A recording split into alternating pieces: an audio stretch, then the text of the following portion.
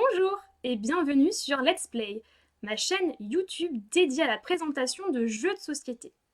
Aujourd'hui, je vous présente Logicville. Logicville, comme son nom l'indique, est un jeu de logique. Il vous permet dès 4 ans de résoudre 84 énigmes grâce à 3 niveaux de difficulté différents. Alors voici comment se présente la boîte. Moi j'ai un ancien modèle, il existe maintenant toujours chez Asmodée une nouvelle version avec des couleurs un petit peu différentes, mais le contenu est exactement le même.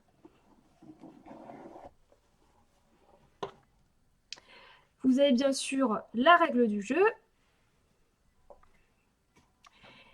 Et vous avez ici 5 petites maisons. Je vais vous montrer comment elles s'utilisent. Et puis vous avez 5 personnages et 5 animaux, ainsi que les 84 cartes défis. Voici donc le contenu de la boîte une fois que tout est sorti. Les 5 maisons, comme je vous le disais, les 5 personnages, les 5 animaux et nos 84 cartes. Pour ce premier tour, je vais garder uniquement certains personnages et je vais éliminer les animaux ainsi que 2 des maisons.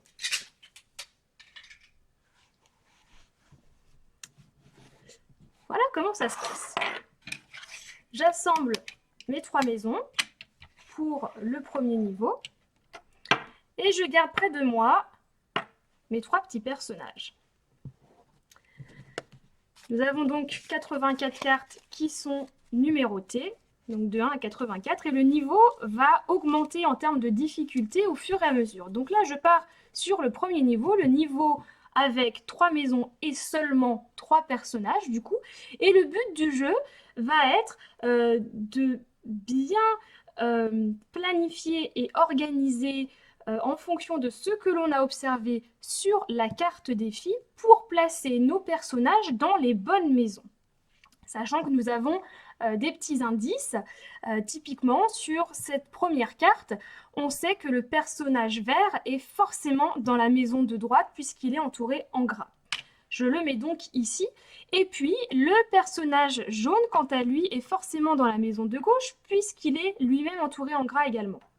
Par déduction, je me doute que le personnage rouge ne peut aller que dans la deuxième maison.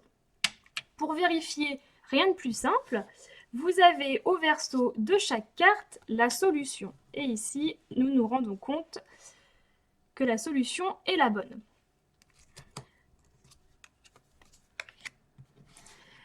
Les cartes vont donc augmenter en termes de difficulté et puis vous allez voir apparaître des nouveaux indices, des nouvelles indications qu'il va falloir appréhender. Donc là, nous sommes toujours, comme vous le voyez, sur le niveau 3. Et puis, on va passer à 4 maisons avec des personnages supplémentaires. Et vous voyez, du coup, beaucoup plus d'informations et beaucoup plus d'indications.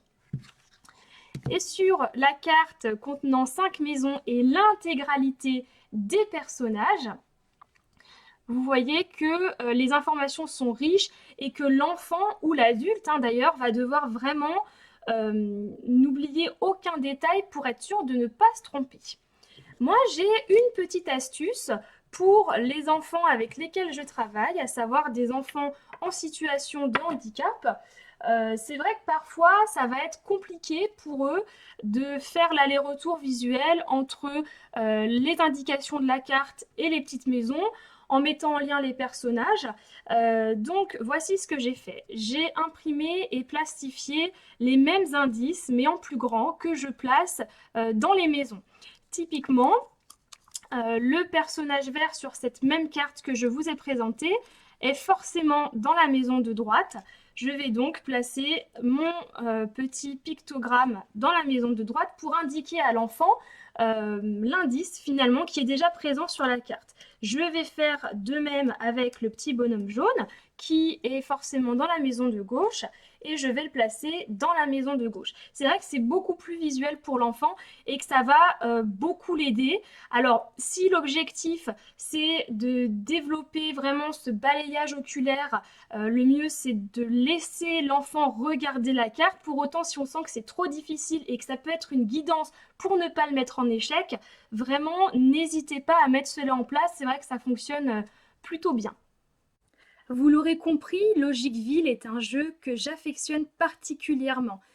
Les designs sont vraiment très jolis, le matériel est ludique et suffisamment préhensible pour les enfants.